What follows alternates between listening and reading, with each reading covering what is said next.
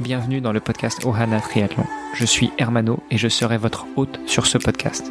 À mes côtés, Olivier De Scuter, le fondateur de la marque Ohana. Tous les jours, en 5 minutes, on vous explique comment lancer une marque de textile de sport et comment performer dans le triathlon. Ce podcast est sponsorisé par Ohana, spécialiste du textile de triathlon, natation, vélo, course à pied. Pour en savoir plus sur la marque, direction ohana.boutique. À tout de suite pour votre première commande. C'est le dernier épisode du podcast pour la semaine. On se donnera rendez-vous lundi. Aujourd'hui, on avait décidé de parler beaucoup plus spécifiquement du jour de lancement de la campagne de crowdfunding. Comment est-ce qu'on lance une campagne ? Comment ça se passe le jour J ? Tout d'abord, il faut le planifier. Donc, il faut choisir le jour J. Donc ça, déjà, c'est pas une mince affaire non plus. Surtout que tu étais parti sur début novembre et puis finalement, on s'est retrouvé le 24 novembre. Exactement. Alors, je pense qu'il y a plusieurs éléments à prendre en compte pour le démarrage. D'abord, il y a un enjeu de saisonnalité puisque c'est des produits de sport. Bon, comme vous le savez tous, il y a une saison dans le triathlon, en tout cas pour ceux qui vivent en Europe ou dans l'hémisphère nord. Lancer une collection été, il faut que ce soit bon au niveau du timing. Donc, en prenant en compte les délais de production et les envois, etc. Pour moi, il fallait que je lance ma campagne plus ou moins vers le mois de novembre. Ça, c'était une première chose. Ensuite, il faut prendre en compte le temps donc, de la préparation de la campagne. Donc ça, on en a parlé hier. Donc, comment est-ce qu'on va récolter les mails, comment est-ce qu'on va commencer les prototypes, etc. Et puis après, voilà, une fois qu'on est plus ou moins fixé en termes de semaines, il faut choisir le jour et l'heure. Tenant compte des fuseaux horaires, donc en fonction de l'audience aussi, c'est-à-dire la communauté qui est déjà existante, où est-ce qu'elle se trouve, donc à quelle heure est-ce qu'on fait ça, à quel jour de la semaine, etc. Et donc c'est vrai qu'au début on était parti sur début novembre, sur le 10 novembre, et puis finalement on a décidé de retarder de 2 semaines. On n'était pas encore tout à fait prêt et on voulait vraiment être au top pour pouvoir faire un bon lancement et une belle campagne. Alors, qu'est-ce que ça veut dire être prêt ? Parce que finalement, là, les produits, ils sont pas encore fabriqués dans des emballages prêts à être livrés. Donc, qu'est-ce que ça veut dire être prêt dans une campagne de crowdfunding ? Alors, être prêt, ça veut dire avoir une communauté qui soit suffisamment grande, qui soit engagée. Donc, en fonction de l'objectif qu'on se fixe. Moi, ici, en l'occurrence, on s'était fixé un objectif de 5 000 € pour l'ensemble de la campagne.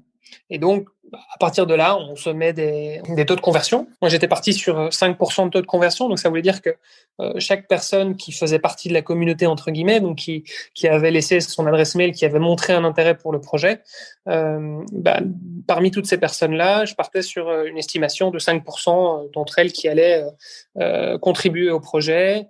Et je partais aussi sur une contribution moyenne de 100 €. C'est des estimations, donc voilà, on peut se planter effectivement.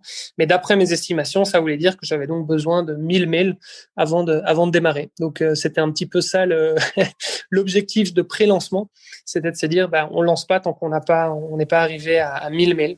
Et donc, finalement, on a lancé effectivement avec 1100 mails. Très rapidement, comment est-ce que tu as réussi à collecter ces emails ? Donc, comme on en parlait un petit peu hier, il y a le réseau d'abord, donc le réseau proche. Donc, on en parle un petit peu sur Facebook, sur LinkedIn aussi. LinkedIn, c'est vrai que ça marche assez bien. Et puis après, on a soit ce qui est payant, donc de la publicité, soit le système de référal dont on parlait hier. Et donc, c'est vrai que moi, j'ai plutôt misé sur le système de référal parce que tant qu'à faire, je préférais pouvoir justement redistribuer cet argent en produits Ohana à des personnes de la communauté plutôt qu'à Facebook. Tu nous as dit que tu avais décalé ça pour avoir un lancement qui se passe bien. Tu estimais un taux de conversion de 5%. Quelques jours après le lancement, est-ce que tu peux nous dire ce qu'il en est de ton taux de conversion et surtout du lancement de la campagne ? Ça s'est plutôt bien passé, on va dire, le lancement, puisqu'on a atteint notre objectif en moins de 2 heures. Donc ça, c'était plutôt une bonne chose. Donc là, j'étais vraiment agréablement surpris. Et là, aujourd'hui, il y a quelques heures, on vient de doubler l'objectif. Vous me demandez au niveau des taux de conversion, ça a plutôt bien donné. Même si entre-temps, il y a eu un impact aussi qui allait au-delà de la communauté qui était active déjà au pré-lancement. C'est-à-dire qu'on a gagné aussi pas mal de visibilité avec le lancement et la communauté qui a pu justement repartager dans leur propre réseau, etc. Donc ça a pas mal aidé. Et puis ce qui a beaucoup aidé aussi, c'était le moment même du lancement. Ce qu'on a fait, c'était alors d'abord une vidéo explicative où j'ai pu faire une petite démonstration des différents produits sur les réseaux sociaux. Donc ça a aidé. Ce que moi je voulais faire, c'était une launch party, donc une soirée de lancement où je pouvais inviter tous les amis à la maison pour faire le fameux countdown, de 10 à 0 tous ensemble. Et puis voilà, le temps de l'apéro, pouvoir leur présenter le projet de vive voix. Mais c'est quelque chose qui n'était pas possible vu les circonstances actuelles. Du coup, on a décidé de s'adapter un petit peu et on est parti en virtuel. Donc on a fait ça sur Zoom. Et ça s'est très bien passé. Il y avait une quarantaine de personnes, plus ou moins.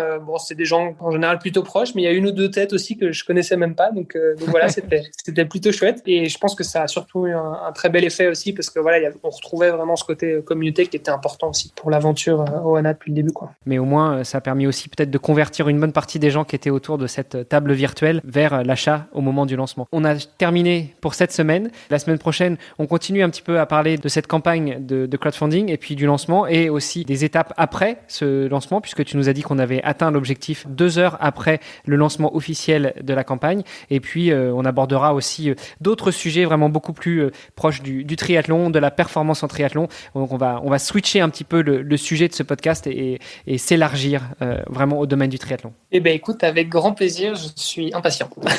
Et tout ça dans une nouvelle ambiance, puisque si vous avez écouté l'épisode d'hier, eh bien, demain, tu changes d'ambiance, tu nous emmènes au soleil. On l'avait dit, la semaine dernière, on avait dit que tu irais à Hawaï. Ce sera peut-être pas Hawaï, mais tu nous en diras plus la semaine prochaine. Ce podcast est sponsorisé par Ohana. Pour en savoir plus sur les textiles et les valeurs de la marque, rendez-vous sur ohana.boutique. ohana.boutique. À tout de suite pour votre première commande.